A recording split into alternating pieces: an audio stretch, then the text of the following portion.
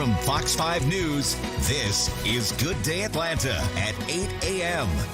Peace talks are underway to end the war with Iran, but officials have hit a snag. We're going to explain the sticking point that's blocking progress. Plus, Atlanta's FIFA Fan Fest has been a hit with thousands flocking to the city to celebrate. We'll tell you how Atlanta police have managed to keep everyone safe. Good morning, everyone. Good Tuesday morning. Welcome to Good Day Atlanta at 8. I'm Buck Lanford. And I'm Alex Whitler. Thank you so much for waking up with us. I've got to say, I do have a bit of FOMO about the Fan Fest. I wanted to go last week, but it was too humid for me. Well, you're going to get another chance. Enjoyed it. Don't worry. Yeah. You're going to get a chance.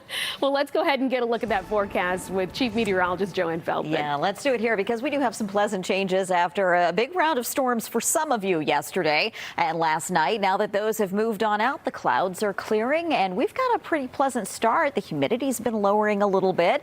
Temperatures also, including some 60s that extend from Blue Ridge, Canton to Carrollton. We'll have many more spots down into the 60s by tomorrow morning. Another piece of the puzzle here is the wind. Right now it's a 12-mile-per-hour wind. It's occasionally been gusting near or over 20 miles an hour. That's something that can continue into the afternoon. What that leaves us with is a mostly sunny, breezy, warm, but not too humid afternoon today with no rain or storms in today's forecast. But I'll show you when they do return later this week, coming up in your 7-day forecast in a few minutes. Buck and Alex. All right, Joanne, we'll be listening. Thank you. Let's take a look at Skyfox traffic. Here's some good news. A crash we were following on the east side perimeter has cleared. All southbound lanes are back open near Glenwood Road, so still be cautious and expect those lingering delays for Memorial Drive. Your big three from the northern suburbs now. I-75 out of Cobb County is a yellow 21-minute ride. On Georgia 400, it's also yellow, but it's more like 30 minutes. And your ride in from I-85 in Gwinnett County is your only red ride right now. It should take you about 23 minutes. 8:02 your time in Northwest Atlanta. Firefighters were called to a neighborhood off Bolton Road early this morning after a toppled tree brought down power lines, sparking a small fire. Fortunately, firefighters were able to put it out quickly. As Atlanta gears up to host another World Cup match tomorrow, the city seems to be handling the massive sporting event pretty well. Yeah, during the first week, crime was down and attendance strong at Atlanta's Fan Festival. Good Day's Mark Tagner's taking a look live outside the stadium this morning. Mark, good morning to you, and let's hope this trend continues. Certainly. APD says they don't want to jinx it, but as far as they're concerned, it really couldn't have gone any better than it did during the first week. 3 matches in, and Atlanta seems to be getting a kick out of the World Cup. Despite 500,000 people coming downtown over the last week and a half, Atlanta police say crime is actually down, reporting to the City Council's Public Safety Committee that APD has seen an 8 to 9% reduction. We are in a great place. We are down 9% for the week, which was the first week of FIFA, so we were very excited about that. Many out-of-town fans say they feel safe downtown, in part due to the huge police presence. APD is especially pleased with the numbers, given crime usually goes up in the summer. There's 4 things we're currently doing, which is protecting FIFA, answering all 911 calls that are made, proactive policing, and we're keeping the peace in everywhere that we can. USA! USA! Organizers are also happy with turnout at Atlanta's Free Fan Festival at Centennial Olympic Park.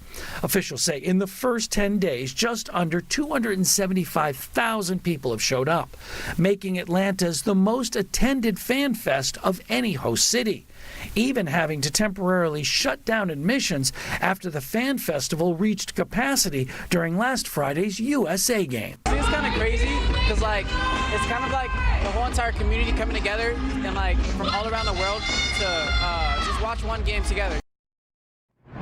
The Fan Fest has been so successful that organizers are actually adding one for Thursday. That's going to be the next USA match, so people who can come out and watch the match, cheer on the American team, and they can do it as a community. Reporting live from outside the stadium in downtown, I'm Mark Teichner for Good Day Atlanta. All right, Mark, thank you for that. Now in Atlanta, the Public Safety Committee is holding a resolution that seeks to put a temporary pause on new liquor licenses for the popular Edgewood Avenue corridor following public safety concerns. The most recent happened earlier this month when 2 people were shot. 2 people were later arrested. Last year, a mass shooting in that area left 1 person dead and 10 others injured. Councilwoman Liliana Bakhtiari's resolution calls for a 180-day moratorium on new liquor license applications in that Edgewood corridor, but the resolution is being held in committee for now. It's 8:05 now, and in just a matter of hours at the state capitol, the special session resumes with the House and Senate convening at 8 and 9 a.m., and they'll continue haggling over property tax relief legislation. Republicans have introduced dozens of bills to allow Georgians to vote on the implementation of a sales tax to reduce or eliminate the property tax bill on a resident's primary home. But Democrats oppose that legislation. Sales tax is a regressive tax. We've always been against that, and we think this is more political posturing, quite frankly. We're seeing the Democrat Party vote against an effort that would eliminate property taxes for thousands and millions, frankly, of Georgians around the state. The measures required a 2/3 vote to pass, but fell short after the majority of the House and Senate Democrats opposed that legislation. Meanwhile, in Washington, the Senate has overwhelmingly passed a bill to lower housing costs and restrict corporate investors from buying homes. The final tally was 85-5. The legislation must now pass the House. Its goal is to get more homes built and to prevent large investors from outbidding families. The House is hoping to vote on it in the next few days. Then it would go to President Trump's desk to be signed into law. Let's catch you up on the effort to end the war in Iran now. Talks continue between the U.S. and Iran, with both sides reporting progress. But as Doug Luzada reports this morning, there's still a long way to go to hammer out a long-term peace agreement. We're seeing both some progress and some sticking points. And here at home, the Pentagon is now asking Congress for more money to cover the cost of the war. The traffic is moving again through the Strait of Hormuz, just one part of the initial agreement with Iran. But President Trump threatened to reimpose the blockade of Iranian ports if that changes. We could set that up again in about 15 minutes. I would say, Pete, one phone call. How long would it take? Maybe half hour? They're ready to go right now if you need to. But at about the same time, Vice President J.D. Vance was heading home from Switzerland, ending the first stage of talks with Iran and reporting progress, with Iran agreeing, he said, to have International Atomic Energy Agency inspectors on the ground. Letting in the inspectors is a big deal, but again, we're going to see what they actually let the inspectors do once they're in the country. And we have been there before with Iran. They have been manipulated by Iran for years.